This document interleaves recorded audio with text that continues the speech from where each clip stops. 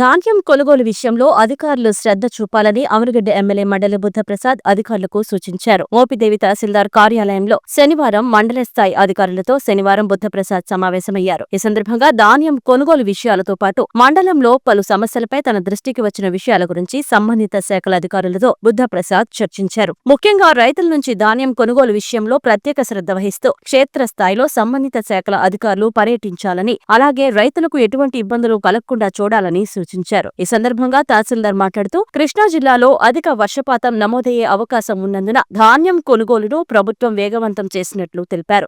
మోపిదేవి మండలంలో శుక్రవారం వరకు 2920 మెట్రిక్ టన్నుల ధాన్యాన్ని కొనుగోలు చేసినట్లు చెప్పారు. పెదకల్లపల్లి గ్రామ పంచాయతీ పరిధిలోని రైతులు అత్యధికంగా బీపీటీ రకం ధాన్యం పండించినట్లు పేర్కొన్నారు. పెదకల్లపల్లి రెవెన్యూ పరిధిలో 882 మెట్రిక్ టన్నుల ధాన్యాన్ని కొనుగోలు చేసి పూర్తి స్థాయిలో నగదు రైతుల ఖాతాలో జమ చేసినట్లు తెలిపారు. గోనె సంచుల కొరత, వాహనాల కొరతను అధిగమించడానికి శాసనసభ్యులు బుద్ధప్రసాద్ తమకు పలు సలహాలు, సూచనలు అందించినట్లు హరిహరనాథ్ వెల్లడించారు.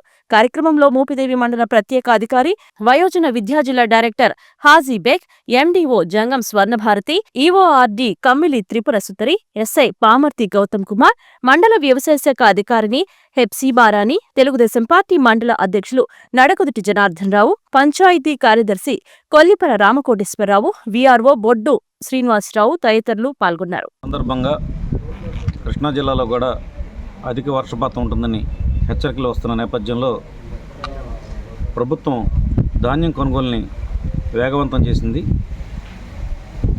ఈ ధాన్యం కొనుగోలులో మోపుదేవి మండలంలో ఇప్పటికే 2920 మెట్రిక్ టన్నులు నిన్న రాత్రికి కొనుగోలు చేయడం జరిగింది. ఈ పెదకళ్ళేపల్లి ప్రాంతంలో ఎక్కువగా బీపీటీ రకం ధాన్యం నాటారు. ఆ బీపీటీ ధాన్యం కూడా పెద్ద ఎత్తున కొనుగోలు చేశారు. ఒక్క పెదకళ్ళేపల్లిలో ఉన్న ఒక ఆర్ఎస్కే అండ్ ఒక సొసైటీ ద్వారా ఇప్పటికే 882 మెట్రిక్ టన్నుల ధాన్యాన్ని కొనుగోలు చేసి ఒక రైతుకు కూడా పెండింగ్ లేకుండా డబ్బులు ఇప్పటికే చెల్లించడం జరిగింది. మొత్తం మీద మండలంలో జరిగిన ధాన్యం కొనుగోలులో 27% ఒక పెదకళ్ళేపల్లి గ్రామం నుంచి జరిగింది.